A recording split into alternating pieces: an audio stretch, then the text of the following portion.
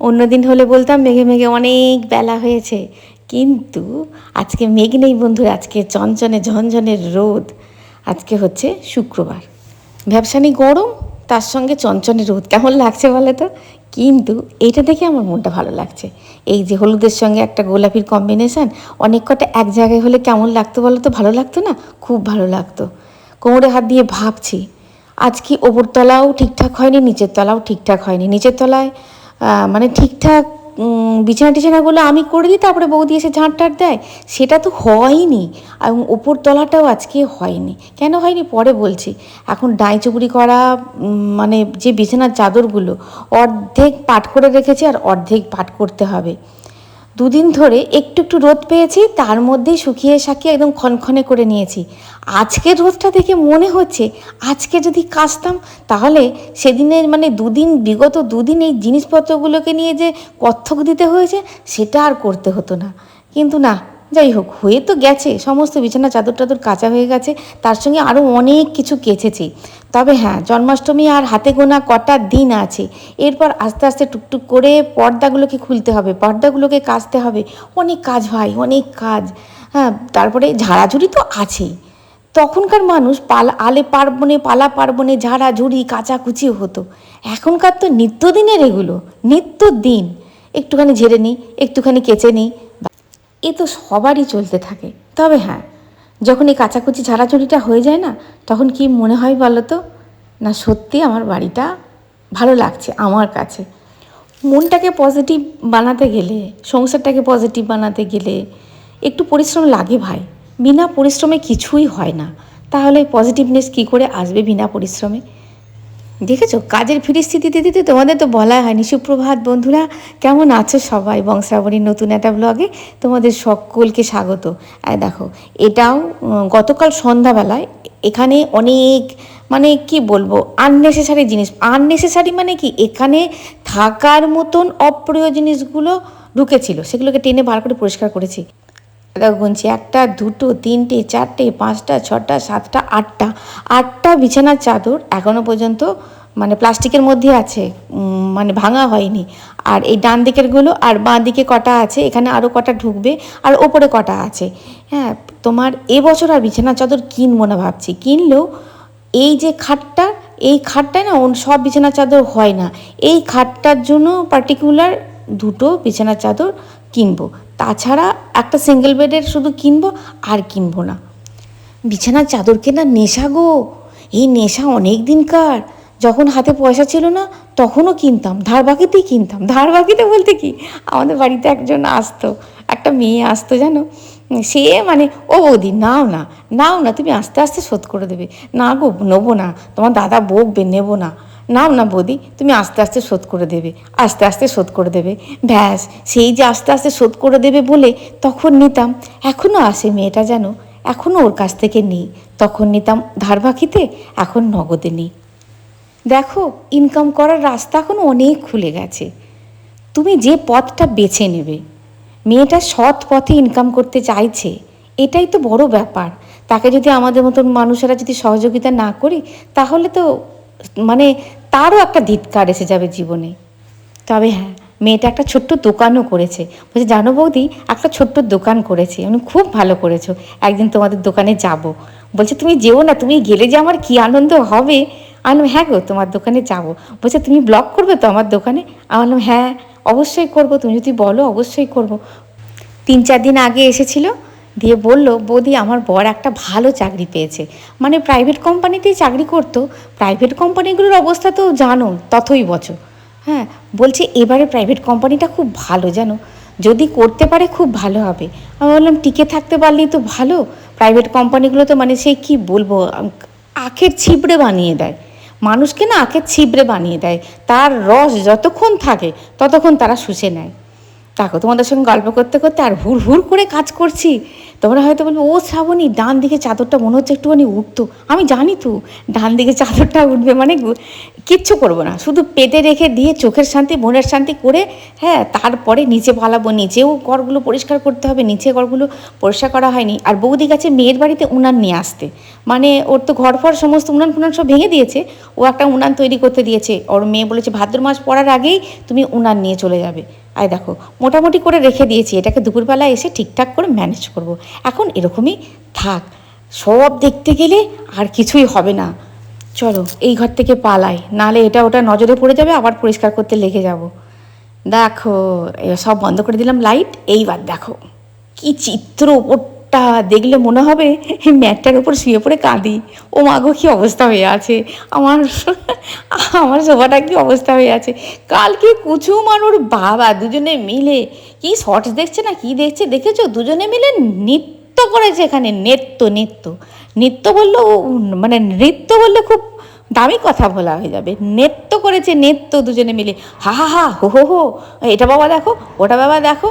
বললাম এই তোরা ওঠতো, আমি একটু গানে বসবো, বলে ওদের ঘরে তুলে, মানে আমার গান করতে ইচ্ছা করছে না, জানো তো, ম্যানিয়াম।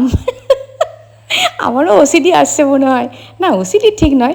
দেখো গান, গান একটা সাধনা, চোখের সামনে এরকম একটা কেমন একটা জিনিস, সোফাটা কেমন হয়ে আছে, আমি না টেনে ঝাড়গ্রামটাকে নিয়ে চলে গেলাম ঘরে।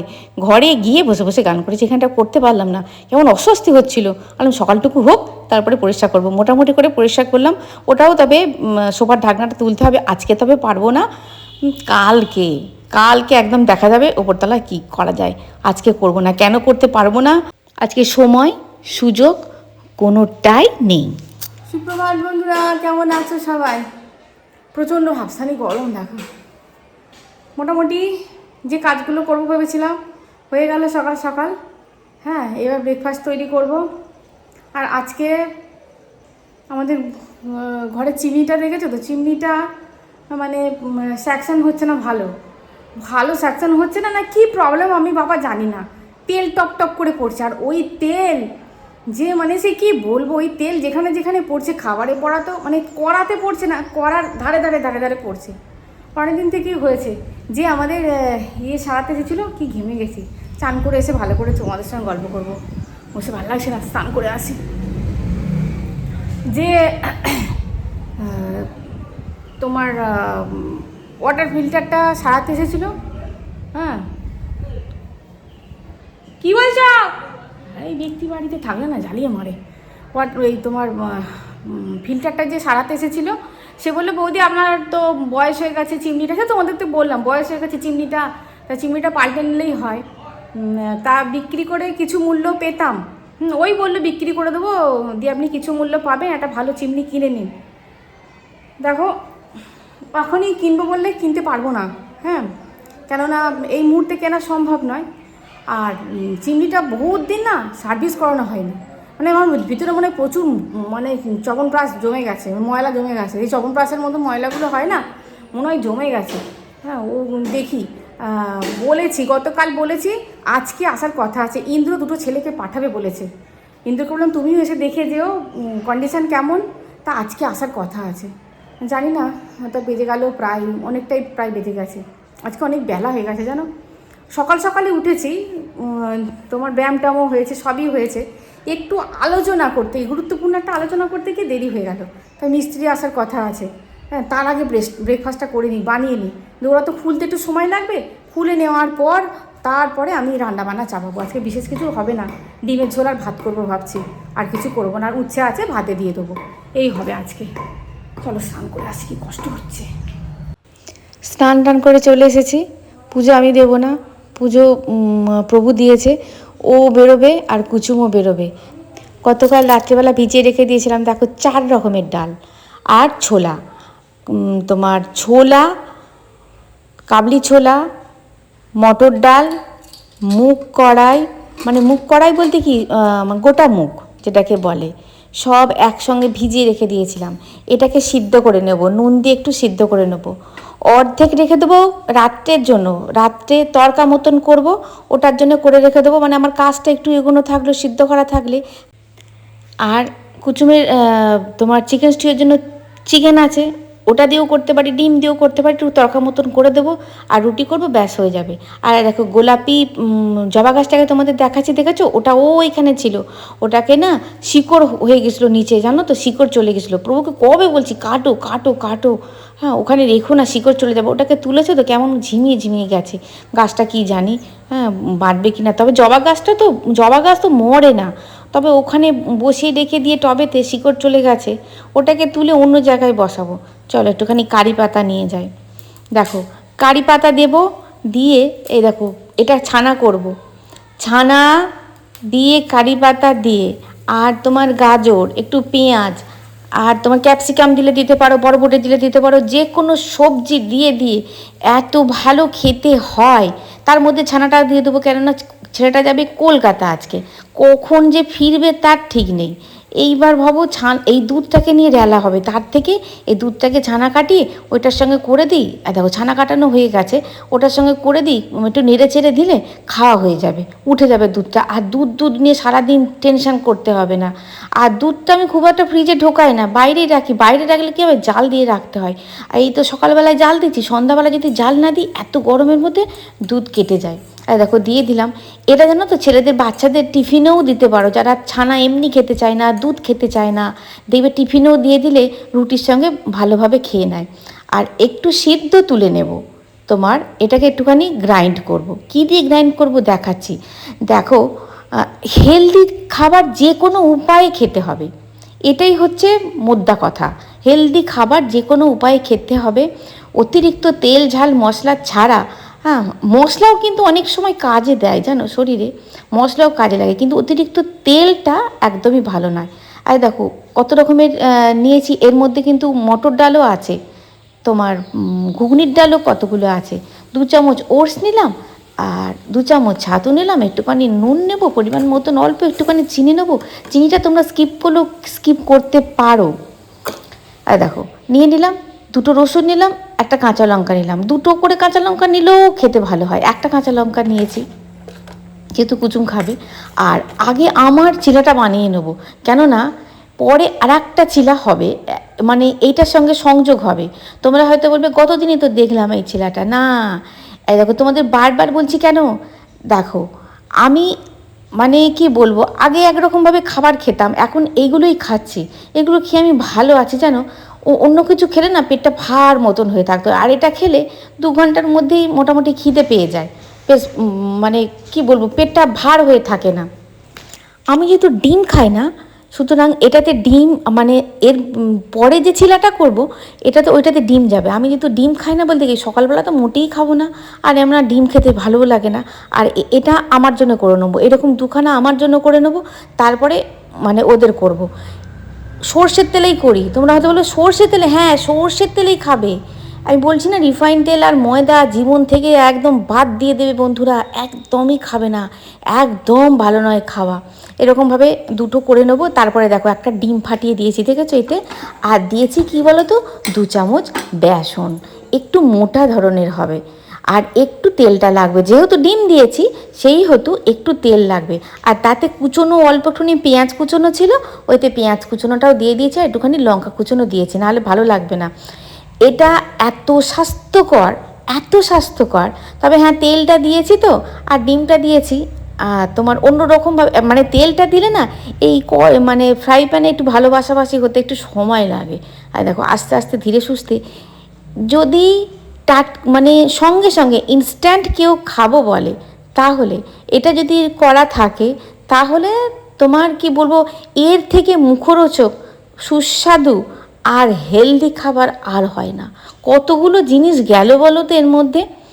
আর যে খুব অতিরিক্ত তেল লাগবে তাও নয়, কিন্তু ডিমটা দিয়েছি তো, ডিমটা দিলে তো একটু স্বাভাবিকভাবে তেল লাগে, যেটুকু তেল লাগে, আর দেখো তেল লেগেছে। খুব ভালো লাগে বন্ধুরা, একটুখানি করে দেখবে। এগুলো কিন্তু আমি রাত্রিবেলাতেও করি, দুটো করে নিই, হ্যাঁ ব্যাস। আর দিনের বেলাকার তরি তরকারি থাকে, আর আমার তো 2-4টে একটু ভাত পড়েই থাকে, হ্যাঁ আমার হয়ে যায়, আর ওদেরও দুটো তিনটে করে করে দিই। প্রতিদিন না রুটি করতে সময়ও লাগে, দেরিও হয়, আর রুটি করলে তরকারি লাগে, আর এটার জন্য তরকারি লাগে না, এই তুমি সস দিয়ে খেয়ে নিতে পারবে, এত সুন্দর হয়, গরম গরম এত সুন্দর হয়। দেখ তোমাদের সঙ্গে বক বক করতে করতে ভেঙে ফেললাম। ভেঙে যখন ফেলেইছি তখন আর কোনো প্রশ্ন এখানে রাখবো না, এটাকে পুরো কেটে কেটে দিই, কেননা কেটেই তো খেতে হবে। যে খাবে, যে ব্যক্তিকে দেবো, সেই এত তাড়াহুড়ো করছে, হয়ে গেছে হয়ে গেছে, আমাকে বেরোতে হবে, হ্যাঁ আমাকে বেরোতে হবে, শনিবার আজকে, আজকে সমস্ত অফিস তাড়াতাড়ি করে ছুটি হয়ে যাবে, তার মধ্যে আমাকে অনেক কটা অফিস কভার করতে হবে, হয়ে গেছে হয়ে গেছে। আমি যে দাঁড়াও গো বাবা দাঁড়াও, এই পিছনে যদি কেউ হয়ে গেছে হয়ে গেছে হয়ে গেছে করে না, এইবার দেখো, আর তোমাকে বললাম তাড়াতাড়ি করে নিতে, ইন্দ্র চলে আসবে এখনই এখনই, চিমনিটা ইয়ে করবে, তুমি এখনও ঘুরঘুর করছো রান্নাঘরে। আমি ও মাগো, তুমিই তো সকালবেলায় বললে একটু বসো, দরকারি কথা আছে। আমি কার মন রাখি বলো তো? এই হয় এই সংসারে, জানো তো, ওরা নিজেরটাকে দেখে নেবে, কেন দরকার হলো? আরে বাবা ভাব ভোলা পাশাপাশিও নয়, দরকারি কথা, ভাব ভালোবাসাবাসি তো দূরের কথা, সে তো সময়ই নেই, সে ব্যক্তিরও সময় নেই আর আমারও সময় নেই, সে দুজনেই ছুটি। সকাল থেকে ওই একটু চাটুকু খাই দুজনের মুখোমুখি না বসে বসে, চাতক ওই কী বলবো ওই কি বলে গো ওগুলোকে, দুই শালিকের মতন, ব্যাস যে যার কাজে বেরিয়ে যায়, ওর কাজে বেরিয়ে যায়, আমি আমার কাজে বেরিয়ে যাই। আর দেখো দেখো মানে ছতিচ্ছন্ন হয়ে আছে চারিদিকে, নামগো নামগো করতে করতে ছতিচ্ছন্ন হয়ে আছে রান্নাঘর। তার মধ্যে ইন্দ্রবাবু ঢুকে পড়লো, ব্যাস দুটো উর্বশীকে নিয়ে, দুটো উর্বশী উঠেছে। ইন্দ্রকে বলি, তুমি তো আসছো, তোমার উর্বশীদের কখন পাঠাবে? ইন্দ্রবাবু বলছে ঠিক চলে যাবে বৌদি, ঠিক সময় চলে যাবে, হয়তো উর্বশী আর মেনকা। আমি বলছি ওরে বাবা উপরে ওঠ, নিচে নিচে হবে না। বলছে উঠবো কাকিমা, ভেঙে পড়ে যাবে না তো? আমি বলছি না বাবা ভেঙে পড়বে না, তুই ওঠ না, ভেঙে পড়বে না। বলছে না আমি একটুখানি মোটাসোটা আছি তো, আমি তুই ওঠ, কিচ্ছু হবে না, ওপরে না উঠলে ভেঙে পড়বে না। আবার ভাবছি এই বাবু ভালো করে ধর, নিচে আমার কাঁচের ওভেনটা আছে, ফটাস দুম না হয়ে যায়, হে ভগবান। হ্যাঁ তাও পড়ে গেছিলো, মানে মানে কি বলবো, হাত থেকে একদিকটা পড়ে গেছিলো, আর একদিকে ছেলেটা শক্ত করে ধরেছিল, তাই নাহলে ওই নিচের এটাও যেত। যাই হোক, কাজ করতে গেলেই ভুল হয়, এদের অভিজ্ঞতা হবে, এরাও বাচ্চা ছেলে। ব্যাস ওকে নিয়ে চলে গেল, এখন আমার এই পাশে একটা রুম আছে, ওইখানে সারাবে। আজকে বিশেষ কিছু রান্না করব না, আমি প্রভুকে বলেই দিয়েছি। হ্যাঁ ও গেছে, বেরিয়ে গেছে, দুটো অফিস করে তারপরে আসবে, খেয়ে দিয়ে আবার বেরিয়ে যাবে। আর চিমনিটা দেখলে তো, চিমনিটা খুলে নিয়ে গেল আমার এই পাশেই। আমার বাড়িটা যতখানি ধরতে গেলে কিছু কম, ততখানি বড় একটা বিশাল বড় গোডাউন আছে। ওইখানে কি বলবো, ওইখানে ফ্যান ট্যান সবই আছে। ছোটোখাটো অনুষ্ঠান যদি হয়, প্যান্ডেল ট্যান্ডেল যদি না করার মানে, হয়তো প্যান্ডেল ট্যান্ডেল করবো না, ছোটোখাটো অনুষ্ঠান ওইখানের ভিতরেই খাওয়া দাওয়া হয়ে যায়। তোরা বরঞ্চ ওখানে চলে যা, ওখানে ফ্যানটা চালিয়ে দিবি, আরাম করে করতে পার, ওখানে পরিষ্কার করতে পারবি। তাই ওরা আবার দুটো বালতি চাইলো।